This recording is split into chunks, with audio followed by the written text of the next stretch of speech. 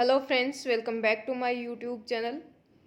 आज हम पढ़ने वाले हैं वोल्टेज कंपनसेशन या रिएक्टिव पावर कंपनसेशन या पावर फैक्टर कंपनसेशन के जो भी मेथड्स हैं वो सारे मेथड यहाँ पे डिस्कस करने वाले हैं। काफ़ी इंपॉर्टेंट है एग्जाम पॉइंट ऑफ व्यू से और इनसे क्वेश्चन काफ़ी बार एग्जाम में पूछे जाते हैं। इससे पहले ये जो भी टॉपिक है जैसे कंपनसेशन है, ये सब किससे रिलेटेड है? ट्रांसमिशन सिस्टम से। तो हमने power system transmission and distribution पे पहले 50 MCQ सीरीज कर चुके हैं। तो वो अगर आपने अभी तक नहीं देखी है तो अभी देख सकते हैं चैनल पे जाकर। इसके अलावा बाकी कंपनसेशन मेथड यहाँ पे स्टार्ट करते हैं और बाकी जो भी टॉपिक हमारे होते हैं ट्रांसमिशन में वो सारे हम यहाँ पे कवर करने वाले हैं। तो आज के लिए स्टार्ट करते हैं।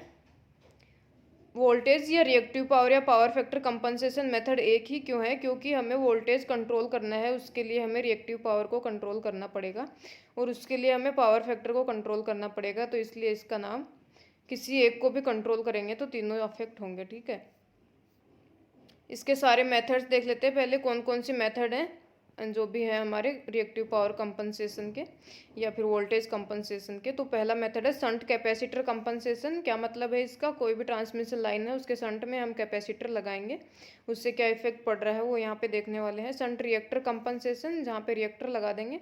अब शंट कैपेसिटर कहाँ लगाते हैं हम? जहाँ पर हमारे पास क्या होता है, जो पीक लोड टाइम होता है उस वहाँ पे। शंट रिएक्टर जो होता है वो किस लिए लगाते हैं? हम फेरांटी इफेक्ट जो होता है उसको मिनिमाइज करने के लिए, जो भी, क्योंकि हमारे पास जो ये जो है कैपेसिटिव पावर जो होती है वो हाई होती है, तो उसको अब्जॉर्व करने के लिए हम शंट रिएक्टर यूज़ में लेते हैं। सिंक्रोनस फेज मॉडिफायर है, इसका क्वेश्चन AN की एग्जाम में भी आ चुका है। सिंक्रोनस फेज मॉडिफायर क्या होता है इस तरह का? On load tap changing transformer है, OLTC। बूस्टर ट्रांसफॉर्मर है और सीरीज कैपेसिटर कंपनसेशन। ठीक है, ये 6 मेथड है कंपनसेशन के। ये किस साइड में है? लोड एंड साइड पे। ठीक है, लोड साइड पे हम कंपनसेट करते हैं। तो ये सारे मेथड जो हैं लोड साइड के लिए हैं, सोर्स साइड के लिए नहीं है। सोर्स साइड के लिए जनरेटर एक्साइटेशन कंट्रोल है, क्योंकि सोर्स हमारा जनरेटर होता है, उसके एक्साइटेशन को कंट्रोल करके हम कंपनसेट कर सकते हैं। तो ये सारे मेथड जो हैं लोड साइड के हैं, लोड साइड के मेथड हैं। तो ये ब्रीफली हम यहाँ पे डिस्कशन करने वाले हैं हर एक मेथड का। तो पहला मेथड देखते हैं शंट कैपेसिटर कंपनसेशन। नाम से ही पता चल रहा है कि शंट कैपेसिटर हमें एक लगाना है, उससे कंपनसेट करके इफेक्ट देखना है। तो पहले मेनली क्या क्या इससे इम्प्रूवमेंट होते हैं वो सारी चीज़ें यहाँ पे देख लेते हैं। Power factor of the system is improved. Shunt capacitor use में लेते हैं तो पावर फैक्टर जो होता है सिस्टम का वो इम्प्रूव हो जाता है। Voltage regulation is improved. Voltage regulation मैंने पहले भी बताया है, वोल्टेज रेगुलेशन इम्प्रूव हो रहा है। इसका क्या मतलब है कि वैल्यू जो है वोल्टेज रेगुलेशन की वो डिक्रीज हो रही है, क्योंकि वोल्टेज रेगुलेशन हमेशा मिनिमम होना चाहिए। System stability is improved. System stability कब इम्प्रूव होती है? जब हमारा लोड एंगल डेल्टा जो है वो रिड्यूस होता है, तब हमारी सिस्टम की स्टेबिलिटी जो है इम्प्रूव होती है यहाँ पे। तो शंट कैपेसिटर कंपनसेशन किस तरह से करते हैं यहाँ पे देख लेते हैं हम। पहले ये है जैसे हमारी ट्रांसमिशन लाइन है, फिर यहाँ पे लोड है हमारे पास। ठीक है, अब यहाँ पे जैसे Q सप्लाई आ रही है, Q2, और ये हमारा लोड जो है active power and reactive power Q1 और P1। ठीक है, अब जैसे पीक आवर्स होते हैं, पीक लोड जो टाइम होता है पीक आवर्स में, उस टाइम पे हमारा जो भी है वोल्टेज, जो रिसीविंग एंड वोल्टेज है वो लो बिलो होता है सर, जो सेंडिंग एंड वोल्टेज है उससे। तो हमारी Q1 जो है यहाँ पे ये रिक्वायरमेंट ज़्यादा है और सप्लाई कम हो रही है यहाँ पे। तो शंट कैपेसिटर कंपनसेशन तभी करेंगे हम जब हमें ज़्यादा पावर की रिक्वायरमेंट है, जो भी रिएक्टिव पावर है। तो इसके लिए हम क्या करेंगे, पहले इसका एक हम बना लेते हैं PQS का, जो भी हमारा कर्व बनता है यहाँ पे ट्राइंगल। तो ये इस तरह से है, ये हो जाता है हमारा S, ये हो गया P1, और अभी हमारे पास पावर क्या है? Q1। ठीक है, ये इसका फेज एंगल हो जाएगा φ1। अब हम पीक आवर्स में है यहाँ पे, तो हमें ज़्यादा पावर की रिक्वायरमेंट है। तो पावर की रिक्वायरमेंट को फुलफिल करने के लिए हम क्या कर देंगे, एक शंट कैपेसिटर यहाँ पे कनेक्ट करेंगे। तो किस तरह से हो जाएगा, ये है हमारा, ये हमारा लोड था, यहाँ Q2 है। ठीक है, अब यहाँ पे हम एक शंट कैपेसिटर लगा देंगे। तो यहाँ से Q2 आ रहा था और ये क्या करेगा, QC सप्लाई करेगा यहाँ से। ठीक है, तो इसके पास क्या क्या चला जाएगा, P1 तो था ही और Q1 रहेगा। ठीक है, अब जैसे ही हमने शंट कैपेसिटर लगा दिया है यहाँ पे, तो हमारा पावर चेंज हो जाएगा Q1। अभी Q1 क्या था, सिर्फ Q2 से सप्लाई हो रहा था, लेकिन Q2 कम था Q1 से। अब हमने QC कंपनसेशन कर दिया, तो Q1 क्या हो जाएगा यहाँ पे, Q2 प्लस QC। ठीक है, Q1 की वैल्यू क्या हो जाएगी, Q2 प्लस QC। ठीक है, तो यहाँ पे ट्राइंगल हमारा चेंज हो जाएगा। किस तरह से होगा ये देख लेते हैं। यहाँ पे ये हो जाएगा हमारा, ये था P1 था, P1 सेम रहेगा क्योंकि एक्टिव पावर कंपनसेशन तो हमने किया ही नहीं है, तो P1 सेम रहेगा। अब Q चेंज हो जाएगा, यहाँ पे Q1 की क्या आ जाएगी, यहाँ पे Q2 प्लस QC। तो ये था हमारा Q2 और इसमें ऐड कर देंगे हम QC, तो ये टोटल जो है हमारा ये Q1 आ जाएगा। ठीक है, Q1 क्या आ जाएगा, Q2 प्लस QC। ठीक है, यहाँ पे जैसे ही हमारा Q1 इंक्रीज होगा, ये S है, तो यहाँ पे हमारा जो लोड एंगल है वो भी चेंज हो जाएगा। यहाँ पे जो phi1 था अब ये phi2 हो जाएगा। phi2 क्यों होगा, क्योंकि यहाँ पे Q2 है हमारा, तो Q2 का जो एंगल है वो तो 2 हो जाएगा यहाँ पे, और जो Q1 टोटल हमारी Q1 है उसका एंगल phi1 रहेगा, तो ये वाला एंगल हो गया phi1 और 2 वाला एंगल हो जाएगा phi2। ठीक है, समझ में आ रहा है यहाँ से, क्योंकि हमने Q1 को जो है Q2 प्लस QC कर दिया है, तो टोटल Q1 है, तो Q1 का एंगल क्या था हमारे पास, phi1 था, तो बड़ा वाला एंगल तो phi1 ही रहेगा, और जो Q2 प्लस QC था, तो Q2 का एंगल यहाँ पे हो जाएगा phi2। ठीक है, तो इस तरह से हमारी रिएक्टिव पावर यहाँ पे चेंज हो जाएगी। इसके फॉर्मूला देख लेते हैं। जो भी हम रिएक्टिव पावर चेंज हो गई है, तो QC का क्या फॉर्मूला होगा, किस तरह से कैलकुलेट करेंगे QC को, या फिर जो हमने शंट कैपेसिटर यहाँ पे कनेक्ट किया है उसको किस तरह से कैलकुलेट करेंगे। तो हमारी पावर QC क्या क्या हो जाएगी, यहाँ पे QC क्या था, Q1 था हमारा, 1 क्या था, Q2 प्लस QC। ठीक है, तो Q2 क्या आ जाएगा यहाँ से, Q1 माइनस QC। नहीं, Q2 नहीं निकालना, लेकिन हमें तो QC निकालना है यहाँ से। तो QC क्या आ जाएगा, QC यहाँ से आ जाएगा Q1 माइनस Q2। ठीक है, Q1 माइनस Q2, तो QC क्या हो जाएगा, P1। अब Q1 का एंगल क्या था, phi1, तो tan phi1, और Q2 का एंगल क्या था, tan phi2 था, तो ये हो जाएगा tan phi2। ठीक है, तो QC आ जाएगा P1 tan phi1 minus tan phi2। P1 तो सेम था क्योंकि एक्टिव पावर में कोई चेंज नहीं आया यहाँ पे। अब देखेंगे कैपेसिटेंस जो लगाया हमने पर फेज, उसकी वैल्यू क्या होगी। तो QC क्या लिखते हैं हम, 2πf C phase into V phase का स्क्वायर। QC का यही फॉर्मूला होता है जहाँ पे भी यूज करते हैं हम। तो यहाँ से आप C फेज निकाल सकते हैं। C फेज क्या हो जाएगा, QC upon 2πf V phase का स्क्वायर। अब QC पर फेज है, यहाँ पे टोटल QC लिया है 3 फेज का, पर फेज में क्या हो जाएगा, QC अपॉन 3 हमारी वैल्यू आ जाएगी। अब इसके अंदर आप देखना चाहें तो Q किस किस पे डिपेंड कर रहा है, यहाँ पे Q जो है प्रोपोर्शनल है F के एंड V फेज स्क्वायर के। ठीक है, तो इसके ऊपर भी क्वेश्चन पूछा जा सकता है कि Q2 दे देंगे कि Q1 और Q2 में, तो Q1 दे दिया और Q2 पूछ लिया जाएगा, या Q2 दे दिया Q1 पूछ लिया जाएगा। तो आप F और V फेज का जो रिलेशनशिप है यहाँ पे यूज करके निकाल सकते हैं। Q2 अपॉन Q1 हो जाएगा F2 upon F1 and V2 by V1 का होल स्क्वायर। ठीक है, ये भी फॉर्मूला काफ़ी इंपॉर्टेंट है। तो ये हो गया हमारा शंट कैपेसिटर कंपनसेशन। अब देखते हैं shunt reactor compensation. Shunt reactor compensation में क्या क्या इंप्रूवमेंट होता है हमारा, अभी मैंने बताया था फेरेंटी इफेक्ट जहाँ पे होता है। नो लोड या लाइट लोड कंडीशन में क्या होता है, हमारी पावर जो है रिएक्टिव पावर यहाँ पे बहुत ज़्यादा हो जाती है लोड एंड साइड पे, VR ग्रेटर देन VS हो जाता है। तो उसको एब्जॉर्व करने के लिए हम शंट रिएक्टर वहाँ पे कनेक्ट करते हैं LSH, तो उससे फेरेंटी इफेक्ट हमारा कंपनसेट हो जाता है। तो ये हो गया फेरेंटी इफेक्ट कंपनसेट हो गया। Power factor is change from leading to lagging. Shunt reactor लगाएंगे तो लैगिंग पावर फैक्टर हो जाएगा। Voltage regulation is changed from negative to positive और जीरो। वोल्टेज रेगुलेशन क्या था हमारा शंट कैपेसिटर के केस में, इम्प्रूव हो रखा था। अब यहाँ पे क्या हो जाएगा, वोल्टेज रेगुलेशन नेगेटिव से पॉजिटिव पे चला जाएगा, और या फिर जीरो भी हो सकता है। ठीक है, अगर पॉजिटिव पे जा रहा है और हाई जा रहा है तो इसका मतलब वोल्टेज रेगुलेशन जो है हमारा डिटेरियोरेट हो रहा है यहाँ पे, और जीरो वैल्यू पे जा रहा है तो ये अच्छी बात है क्योंकि voltage regulation near to zero होना चाहिए। सिस्टम स्टेबिलिटी रिड्यूस हो जाती है यहाँ पे क्योंकि डेल्टा जो हमारा लोड एंगल है वो इंक्रीज हो जाएगा। ठीक है, तो ये देखते शंट रिएक्टर भी शंट कैपेसिटर के जैसे है, इसमें थोड़ा सा चेंज आ जाएगा क्योंकि हमने सी और जो भी कैपेसिटर है और इंडक्टर है उसमें ही चेंज करना है यहाँ पे। तो पहले आपका ये था, यहाँ पे ऐसे ही देख लेते हैं हम, ये एस था, P1 था और ये क्या था, Q1 था, ठीक है। तो ये हो जाएगा phi 1। अब हम क्या करेंगे, यहाँ पे जैसे ही एक रिएक्टर लगा देंगे, जैसे ये देख लेते हैं हम,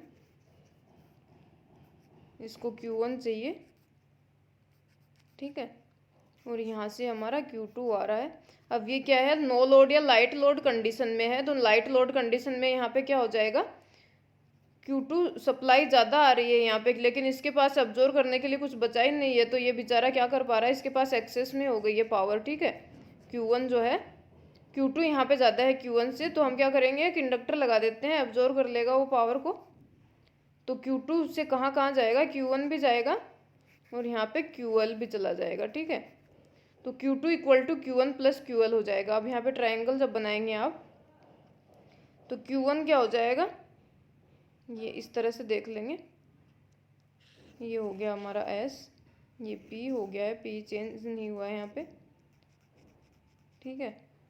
तो Q1 क्या हो जाएगा, Q2 माइनस QL, क्योंकि Q1 क्या है, Q2 क्या है, Q1 प्लस QL है, तो Q1 निकालेंगे तो Q2 माइनस QL हो जाएगा यहाँ पे। तो ये हो जाएगा हमारा Q2, टोटल हो गया Q2 और इसमें से QL माइनस करेंगे तो ये हो जाएगा हमारा Q1, ठीक है। तो इस तरह से ये बन जाएगा आपका। अब इसका फॉर्मूला जब हम बनाएंगे तो किस तरह से बनाएंगे, यहाँ पे Q2 किस किस को सप्लाई कर रहा था, यहाँ पे Q1 को कर रहा था और QL को भी कर रहा था। कैपेसिटर के केस में क्या था, Q2 प्लस QC करके Q1 के पास जा रहे थे, ठीक है। अब यहाँ से हमें QL निकालना है, तो QL निकालेंगे तो क्या हो जाएगा, Q2 माइनस Q1, ठीक है। वहाँ पे क्या आया था हमारा, Q1 माइनस Q2 आया था, क्योंकि दोनों चीज़ें एक ही को सप्लाई कर रही थी। तो यहाँ पे QL क्या हो जाएगा, Q2 माइनस Q1, तो P1 तो सेम रहेगा, ये यहाँ पे phi 1 था पहले, अभी phi 2 आ जाएगा और ये क्या आ जाएगा, phi 1, ठीक है। ये phi 2 हो जाएगा और ये phi 1 हो जाएगा। अब इंडक्टेंस निकालेंगे तो QL क्या होता है, V फेज स्क्वायर अपॉन 2 पाई F इंटू L फेज। तो यहाँ से L फेज निकाल सकते हैं और 3 फेज, अगर पर फेज पावर निकालनी है तो अपॉन में 3 कर देंगे। यहाँ पे अगर आप देखें Q का क्या रिलेशन है, या फिर L का, जैसे Q का रिलेशन देख सकते हैं, QL किस किस पे डिपेंड कर रहा है यहाँ पे, V स्क्वायर, ठीक है, V स्क्वायर अपॉन F इसके नीचे है, तो ये ध्यान रखना आपको। जैसे Q2 अपॉन Q1 निकालना है तो V2 बाई V1 का square into F1 upon F2 हो जाएगा, क्योंकि F क्या है इसके डिनोमिनेटर में। तो ये हमारा हो गया शंट रिएक्टर कंपनसेशन। अब देखते हैं सिंक्रोनस फेज मॉडिफायर, तीसरा मेथड है। सिंक्रोनस फेज मॉडिफायर क्या होता है, shunt motor running at no load, कोई भी shunt motor, synchronous motor running at no load. तो सिंक्रोनस मोटर जो होती है, अगर नो लोड पे रन करते हैं, यहाँ पे डेल्टा नियरली इक्वल टू 0 हो जाता है, तो वो क्या करता है, सिंक्रोनस फेज मॉडिफायर की तरह वर्क करने लग जाता है, ठीक है। अब इसमें दो तरह के होते हैं, एक over excited synchronous phase modifier होता है, एक अंडर एक्साइटेड होता है। जो ओवर एक्साइटेड होता है वो किसकी तरह वर्क करता है, शंट कैपेसिटर की तरह। ये क्या करेगा, डिलीवर करेगा लैगिंग वार और एब्जॉर्ब करेगा लीडिंग वार, ठीक है। अंडर एक्साइटेड एसपीएम जो होता है वो रिएक्टर की तरह वर्क करता है, ये एस शंट है, शंट रिएक्टर। तो शंट रिएक्टर की तरह वर्क करता है, एब्जॉर्ब करेगा लैगिंग को और डिलीवर करेगा लीडिंग को, ठीक है। तो ओवर एक्साइटेड कैपेसिटर हो गया shunt capacitor, under excited shunt reactor. अब ओवर एक्साइटेड में देख लेते हैं हम, कैपेसिटर के केस में क्या था हमारा, जब शंट कैपेसिटर यूज में लिया था तो हम क्या कर देते, Q2 plus QC equal to Q1, ठीक है, ये था ना। तो Q2 यहाँ से हमें QC निकालना था, QC क्या था, Q2 माइनस Q1 था। तो यहाँ पे क्या हो जाएगा, P1 10 phi 1 minus P1 plus P1 PS 10 phi 2, ठीक है। अब सिंक्रोनस फेज मॉडिफायर है, ये क्या करेगा, एक्टिव पावर यहाँ पे डिलीवर करेगा। तो इस तरह से हम देख लेते हैं इसका डायग्राम। जैसे ये हो जाएगा हमारा, ये लोड था और यहाँ पे Q था, Q2, यहाँ पे P1 और Q1 था, ठीक है। अब जैसे ही हम क्या करेंगे, ओवर एक्साइटेड SPM कनेक्ट करेंगे यहाँ पे, तो ये शंट कैपेसिटर हो जाएगा, ये क्या करेगा, PSH यहाँ पे सप्लाई करेगा, ठीक है। तो ये P1 और PS मान सकते हैं, या PS जैसे सिंक्रोनस फेज मॉडिफायर है। तो सेकेंड टाइम क्या हो जाएगा, P1 प्लस PS हो जाएगा टोटल एक्टिव पावर को, ठीक है। तो हो जाएगा P1 10 phi1 minus P1 plus PS 10 phi2। अब अगर बात करें under excited synchronous phase modifier की, तो अंडर एक्साइटेड किस तरह वर्क करता है, शंट रिएक्टर, तो ये LSH की तरह वर्क करेगा। LSH में क्या करा था हमने, 2-1 करा था, तो ये हो जाएगा phi2 माइनस phi1, ठीक है। क्या हो जाएगा phi2 माइनस phi1, ये हो जाएगा phi1।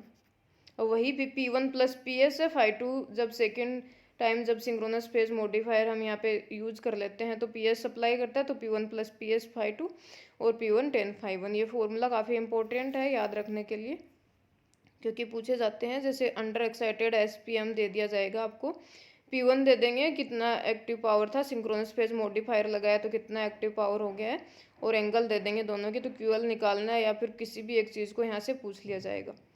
OLTC ट्रांसफॉर्मर देखते हैं अगला। OLTC क्या है, on load tap changing transformer है। इसके अंदर क्या होता है, टेप्स जो है हाई वोल्टेज साइड पे प्रोवाइड की जाती हैं, क्योंकि हाई वोल्टेज साइड पे जो है करंट क्या होता है, करंट कम होता है। तो करंट जब कम होगा तो आर्किंग की प्रॉब्लम यहाँ पे कम हो जाएगी, क्योंकि जब आर्क हमने पढ़ा था सर्किट ब्रेकर में, तो आर्क किस पे डिपेंड कर रहा है, हमारा रेजिस्टेंस, करंट और इसके ऊपर वोल्टेज पे। तो करंट क्या है, करंट जैसे ज़्यादा होगी तो आर्क बढ़ता जाएगा इस तरह से। तो यहाँ पे करंट कम होती है HV साइड में, तो टैप्स इसीलिए प्रोवाइड की जाती है क्योंकि जब चेंज कर रहे होते हैं उस टाइम आर्क प्रोड्यूस नहीं हो। कहाँ पे यूज़ करते हैं, most practically used in all substations for all the voltage levels from 11 kV to 765 kV, ठीक है। सारे वोल्टेज लेवल पे हर एक सबस्टेशन में OLTC ट्रांसफॉर्मर यूज़ किया जाता है। For reducing interruption to the consumers during changing the tape positions, make before break method is used। ये काफ़ी इंपॉर्टेंट है, यहाँ पे ये पूछ लिया जाएगा कि टेप चेंज करते टाइम OLTC ट्रांसफॉर्मर में कौन सा मेथड यूज़ में लिया जाता है, तो make before break method use में लिया जाता है, ताकि सप्लाई में इंटरप्शन नहीं हो, क्योंकि हम अनइंटरप्टेड पावर सप्लाई जो है कंज्यूमर्स को प्रोवाइड करवाते हैं। यही एक इलेक्ट्रिसिटी सिस्टम का मेन पर्पज़ क्या होता है कि एंड कंज्यूमर को भी अनइंटरप्टेड पावर सप्लाई प्रोवाइड करवा सके, ठीक है। तो ये आपका OLTC ट्रांसफॉर्मर हो गया। इसके अंदर टैप्स होती हैं, जैसे रिसीविंग एंड साइड पे TR होता है और सेंडिंग एंड साइड पे TS होता है। तो TR और TS को चेंज करके हम वोल्टेज को यहाँ पे कंपनसेट कर लेते हैं, ठीक है। इसके बाद देखते हैं बूस्टर ट्रांसफॉर्मर। बूस्टर ट्रांसफॉर्मर किस लिए यूज़ में लिया जाता है, for maintaining uniform voltage through out the length of the transmission line. Uniform voltage maintain करना है हमें पूरी ट्रांसमिशन लाइन के लेंथ के हिसाब से। मोस्ट प्रैक्टिकली कहाँ यूज़ लेते हैं, रेलवे ट्रैक्शन एप्लीकेशन, या मोस्टली हम यहीं यूज़ में लेते हैं रेलवे ट्रैक्शन में। अगर आपने DMRC है या जैसे JMRC या किसी भी तरह का जो भी आपने रेलवे ट्रैक्शन देखा होगा, मेट्रो रेल या इसके सबस्टेशन जैसे RSS वगैरह हैं, यहाँ पे अगर आपने देखा है तो वहाँ पे बूस्टर ट्रांसफॉर्मर आपके ट्रांसमिशन लाइन के पास में कनेक्टेड रहते हैं। तो बूस्टर ट्रांसफॉर्मर का यही काम है कि यूनिफॉर्म वोल्टेज जो है मेंटेन करके रखते हैं through out the length of the transmission line, ठीक है। अगला देखते हैं सीरीज कैपेसिटर कंपनसेशन।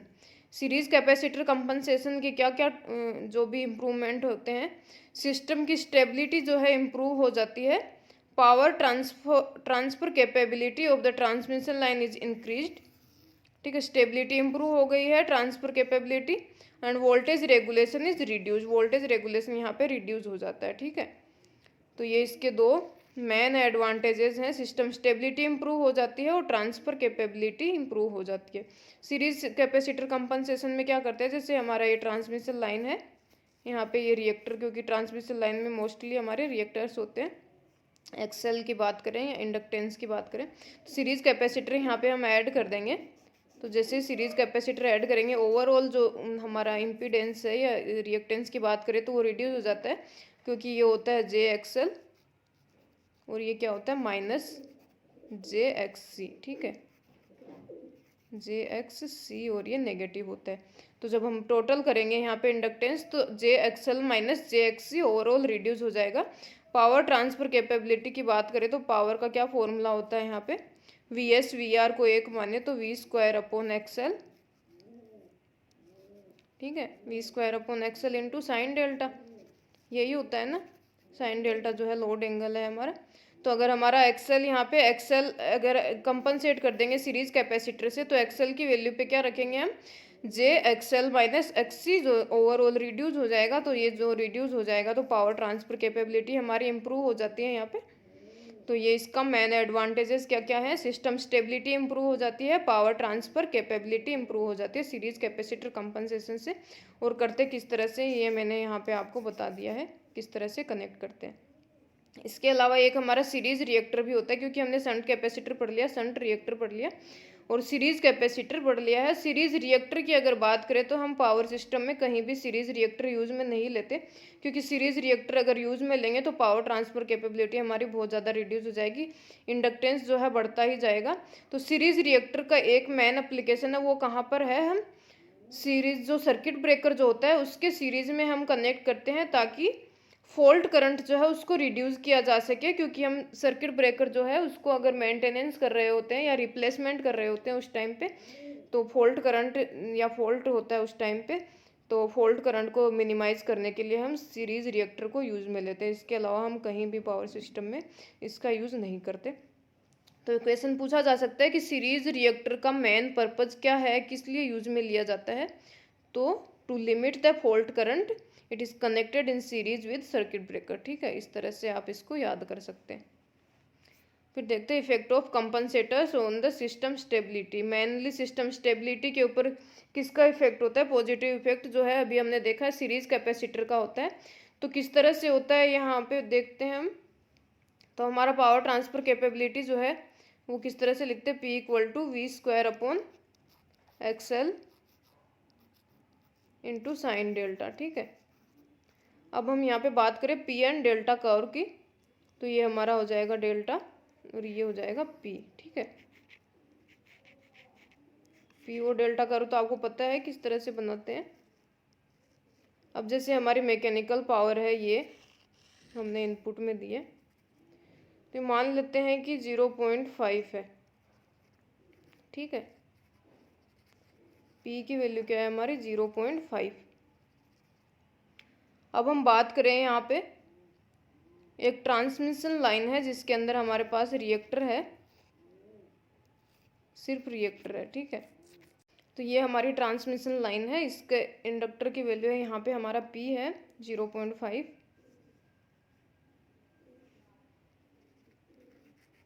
ठीक है, तो इसकी वैल्यू हम ले लेते हैं J1। रिसीविंग एंड वोल्टेज मान लेते हैं कि 1 एंगल डेल्टा है और sending end voltage 1 angle 0 degree. ठीक है, अब P की बात करें, हमने 0.5 ले लिया, तो यहाँ से अगर हम स्टेबिलिटी की बात करें तो स्टेबिलिटी किस पे डिपेंड करती है, यहाँ पे डेल्टा पे डिपेंड करती है। तो डेल्टा निकालेंगे तो P की वैल्यू क्या है हमारे पास 0.5 इक्वल टू VR 1 है, तो ये हो जाएगा 1 अपॉन इंडक्टेंस हमारे पास 1 है साइन डेल्टा। ठीक है, अब ये क्या होता है हमारा वी स्क्वायर बाई एक्सएल या V S into V R by XL को हम क्या बोलते हैं, पी मैक्सिमम बोलते हैं, और पी को लिखते हैं P equal to P maximum sine delta. ठीक है, ये वी स्क्वायर अपॉन एक्सएल जो है इसको हम पी मैक्सिमम बोलते हैं, जो हमारी मैक्सिमम पावर डिलीवर होती है। तो ये हो जाएगा हमारा P maximum sine delta. P maximum की वैल्यू यहाँ से क्या आ गई है 1 आ गई है। अगर साइन डेल्टा की बात करें तो साइन डेल्टा हो जाएगा 0.5 और 0.5 पे डेल्टा क्या होता है 30 डिग्री। ठीक है, तो यहाँ पे डेल्टा की वैल्यू आ गया 30 डिग्री, पी मैक्सिमम 1 आ गया।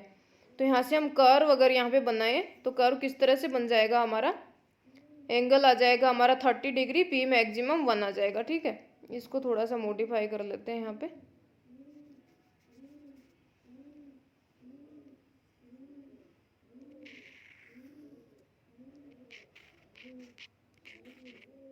अब हम कर्व बनाते हैं यहाँ पे, तो ये हमारा हो जाएगा इस तरह का। ठीक है, ये एंगल हमारा आ गया यहाँ पे 30 डिग्री और पी मैक्सिमम क्या आ गया हमारा 1 आ गया। ठीक है, तो ये हो गया हमारा जब हमारा सिर्फ रिएक्टर था ट्रांसमिशन लाइन में, इसके अलावा कुछ भी नहीं था। अब अगर बात करें सीरीज कैपेसिटर कंपनसेशन की, तो हम क्या करेंगे, सीरीज कैपेसिटर लगा देंगे। तो यहाँ पे क्या क्या चेंजेस हो जाएंगे हमारे पास, जैसे सीरीज कैपेसिटर लगाएंगे यहाँ पे, तो ये सीरीज कैपेसिटर हमने मान लिया है कि ये लगाया -J 0.5। ठीक है, 0.5 का लगाएंगे यहाँ पे, तो हमारा ओवरऑल जो है रिड्यूस हो जाएगा। यहाँ पे 1 की जगह क्या आ जाएगा, 1 माइनस 0.5 आ जाएगा। तो 1 माइनस 0.5 होते ही क्या हो जाएगा, ये 0.5, और 1/0.5 होते ही क्या हो जाएगा, पी मैक्सिमम की वैल्यू यहाँ से आ जाएगी 2। ठीक है, 2 आ जाएगी। तो पी मैक्सिमम 2 हो गया हमारा। डेल्टा की बात करें तो डेल्टा क्या आ जाएगा, ये आ जाएगा साइन डेल्टा इक्वल टू हो जाएगा हमारा 0.5/2। ठीक है, तो इस तरह से हमारी वैल्यू आ जाएगी। तो डेल्टा की वैल्यू यहाँ से 30 डिग्री से बिलो चली जाएगी। ठीक है, तो अगर बात करें यहाँ पे कर्व की, तो कर्व कैसा बन जाएगा, पी मैक्सिमम 2 है, वैल्यू डेल्टा की 30 डिग्री से कम है। तो जैसे पी मैक्सिमम 2 पे जाएगा, 2 यहाँ मान लेते हैं हम इस तरह पे, तो इस यहाँ पे हमारा 2 होगा। तो ये कर्व हमें इस तरह से बनाना पड़ेगा। तो ये हमारा डेल्टा कम हो गया है यहाँ पे, क्योंकि पी मैक्सिमम 2 पे जाना है हमें। ये हो गया 2। तो यहाँ से आप सिस्टम की स्टेबिलिटी देख सकते हैं कि जिस तरह से हमने सिर्फ रिएक्टर यूज़ कर रहे हैं तो हमारा एंगल 30 डिग्री था, और पी मैक्सिमम भी हमारा सिर्फ 1 ही था। और जैसे ही हमने सेम सिस्टम के ऊपर एक कैपेसिटेंस कनेक्ट कर दिया, सीरीज कैपेसिटर, तो हमारी वैल्यू जो है मैक्सिमम पावर ट्रांसफ़र की वैल्यू 2 हो गई है यहाँ पे, और एंगल रिड्यूस हो गया 30 डिग्री से बिलो आ गया है। तो इससे बात करें हम सिस्टम स्टेबिलिटी पे क्या फ़र्क पड़ रहा है, तो सीरीज कैपेसिटर कंपनसेशन से हमारा क्या होता है, maximum power transfer capability improve हो जाती है, और सिस्टम की स्टेबिलिटी भी है इम्प्रूव हो जाती है, क्योंकि डेल्टा कम हो जाता है। और यही हमने इसके पॉइंट्स में देखा था कि सीरीज कैपेसिटर कंपनसेशन में क्या है, सिस्टम स्टेबिलिटी इम्प्रूव हो जाती है और पावर ट्रांसफ़र कैपेबिलिटी इंक्रीज हो जाती है। तो ये हमारा हो गया है कंपनसेशन। जितने भी टाइप के कंपनसेशन करते हैं हम ट्रांसमिशन लाइन में, जो भी वोल्टेज या रिएक्टिव पावर कंपनसेशन जिसे बोलते हैं आप, वो सारे मेथड यहाँ पे मैंने इंक्लूड कर लिए हैं। जिस तरह से आपको समझने चाहिए वो समझ सकते हैं आप, सारा मैंने डिटेल्ड यहाँ पे डिस्कशन किया है। तो अगर आपको वीडियो यूज़फुल लगे तो लाइक कीजिए एंड चैनल को सब्सक्राइब कर लीजिए, और आने वाले वीडियोज़ के लिए बेल आइकन प्रेस कर लीजिए। और इसकी PDF जो है मैं टेलीग्राम चैनल पे डाल दूँगी, टेलीग्राम ग्रुप जो भी है बना हुआ। इसके अलावा जो भी ट्रांसमिशन और डिस्ट्रीब्यूशन की MCQ सीरीज़ करी थी मैंने, हम सब ने मिलके, मैंने नहीं हमने करी थी, तो वो भी मैं टेलीग्राम ग्रुप पे डाल दूँगी, तो वहाँ से आप देख सकते हैं। और पासवर्ड आपको जो है वीडियो में प्रोवाइड करवा दिया जाएगा। तो आज के लिए इतना ही। Thank you so much and have a nice day.